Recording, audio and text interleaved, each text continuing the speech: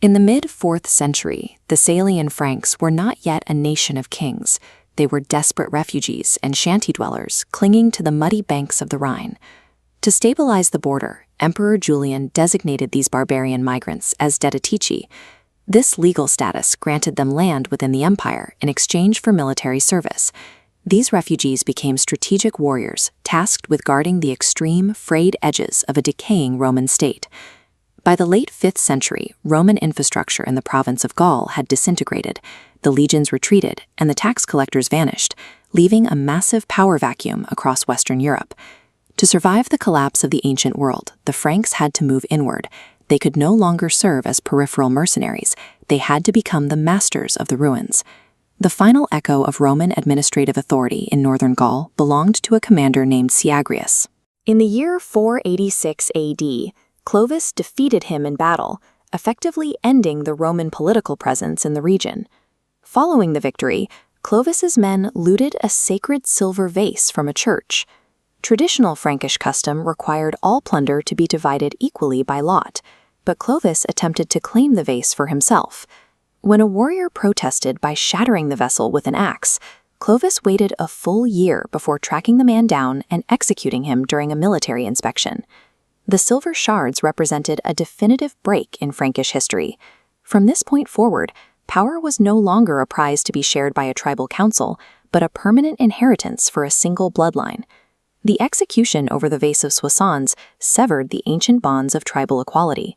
By killing a warrior over a piece of loot, Clovis established that his personal command now superseded centuries of Germanic custom. At the Battle of Tolbiac, Clovis faced imminent defeat by the rival Alemanni tribe.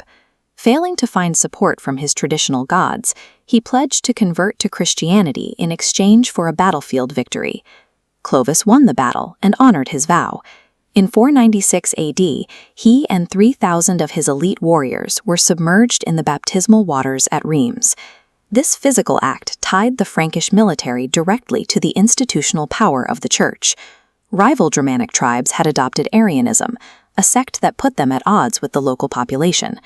By choosing Nicene Catholicism, the theology of the Holy Trinity, Clovis aligned himself with the millions of Gallo-Roman civilians he intended to rule.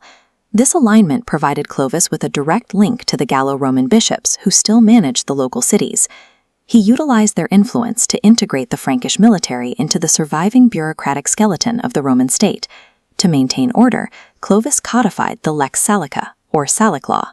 He replaced the cycle of tribal blood feuds with a system of written penalties, recorded in Latin but rooted in barbarian custom.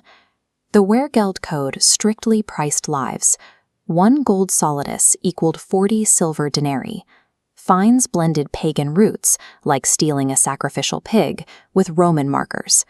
2/3 compensated the family. The final third was a peace cut routed to the king. By pricing blood, Clovis turned the violent kinship system into a predictable revenue stream. This transition from feuds to fines created the bureaucratic foundation for a modern kingdom. In 1653, the discovery of Childeric's tomb revealed 300 golden bees crafted with enamel and garnet. This unearthing provided a physical link to the ancient Merovingian lineage. The bee symbolized immortality and a highly organized social structure. 1,000 years later, Napoleon Bonaparte adopted these insects as his personal emblem, using this ancient secret language to connect his own empire to the deep history of the French state. Clovis and his successors recognized that political authority requires more than soldiers and laws. For an empire to survive its founder, it must be supported by an enduring myth. This gold solidus depicts the final synthesis of Clovis's reign. On one side is the face of a Frankish king, on the other, the Christian cross. It represents the fusion of Germanic martial force with Roman bureaucratic order. Clovis navigated the collapse of the Roman world by systematically harvesting its remnants. He repurposed those administrative ruins to construct the geopolitical foundation of modern France and Western Europe. When Clovis traded his tribal axe for the administrative robe of a Roman council, was it a betrayal of his roots or the only viable path to survival? Let's discuss it in the comments.